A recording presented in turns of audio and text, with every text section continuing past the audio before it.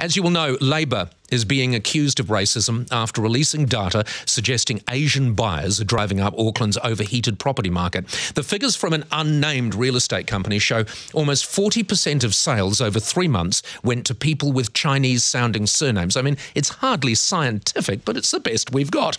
With me now is Labor leader Andrew Little. Andrew, good morning to you. Good morning, Paul. Which real estate company is this? Well, I'm not in a position to disclose that. We got the information and, we've verified it.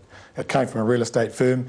It covers 4,000 odd transactions over a 3-month period. So Right. It's a large chunk of the Auckland house sales over that period. OK, I'll ask the question a different way. Was it Barfoot and Thompson? Well, I'm not prepared to say which real estate firm it's come from. It wasn't the basis on which it was disclosed to us, but we got it and we verified it and we're satisfied that the house sales information is accurate. Right. Are you surprised that you were just instantly, and I'm saying you, Labor, was instantly accused of racism when you released these figures? No, we knew that was a risk that would happen because we've singled out those people on the list of house sale purchases with Chinese surnames, and once you do that, of course, you look like you're just targeting one sort of group. But the point we were trying to make is that those with Chinese ethnicity in the Auckland population are about 9%, but this is 40% of the house sales.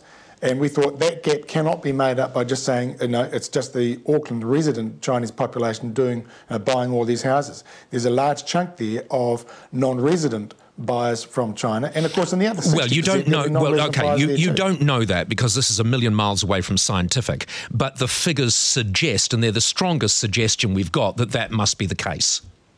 Yeah, I mean, yes, it is crude, but yet the gap is so big that you can, I think, conclude that a large chunk of that 40% is coming from non-resident and buyers, I think you're probably as opposed right. to just those in Auckland. I think you're probably right. Now, Nick Smith, to counter what you were saying, has IRD data on the number of people living offshore receiving an income from the rental of properties in New Zealand. He puts that at 25,000. It hasn't changed for ages. 1.4%, he says, of New Zealand's 1.75 million homes. So he's saying 1.4%. You're saying upwards of 30. Yeah, well, the 1.4% doesn't cover the big gap you've got between the 9% of the population and 40% of the sales. All right, so obviously, it's not an answer to the point. You are using this to highlight what is perhaps one of your first solid policies that you're bringing out, which, if I'm not wrong, is to ban the sale of houses in New Zealand to overseas owners.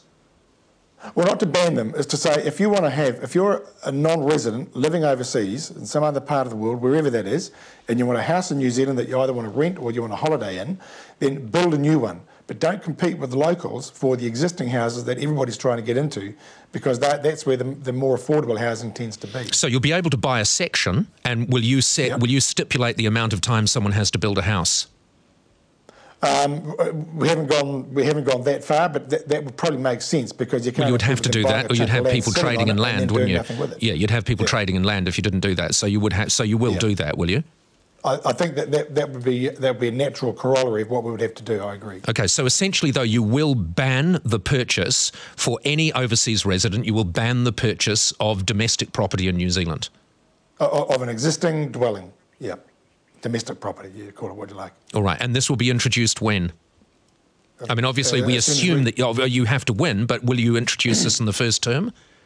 It'll be first 100 days policy, this one. In the first 100 days, you will introduce that. Yeah. Are you not concerned that would instantly put a dampener on the Auckland housing market to the point that house prices fall dramatically? Well, I doubt whether it will. The critical point is you've got a whole bunch of people, and every MP is hearing from them every week, who cannot get into houses in Auckland. They're here, they're working here, they're paying the taxes here, they've got dreams to be here, and they want to get a house in Auckland. They cannot get in there, and part of the problem, it's not just the non-resident foreign buyer, there's supply issues. We know as the well. problem. But a big chunk of the problem is the non-resident foreign buyer who come into the market, they're on the end of a phone wherever they are in the world, and they're jacking up the prices and making it less affordable. Well, you are saying that we don't know that to be true, but you have produced some figures which indicate that it might be true. Well, I think, yeah, I mean, there's been a lot of talk because there is no other accurate data. A lot of people are talking down the impact of the non-resident foreign buyer, and even good credible people like Samuel Jacob in his book generation rent. And I've got a lot of respect for Shamabeel, but he's sort of said, in the absence of data, we have to conclude it's probably not much. Actually, I think these figures show that it is something, that it is material, it's significant. We don't know exactly what the impact is, but it is there. Okay.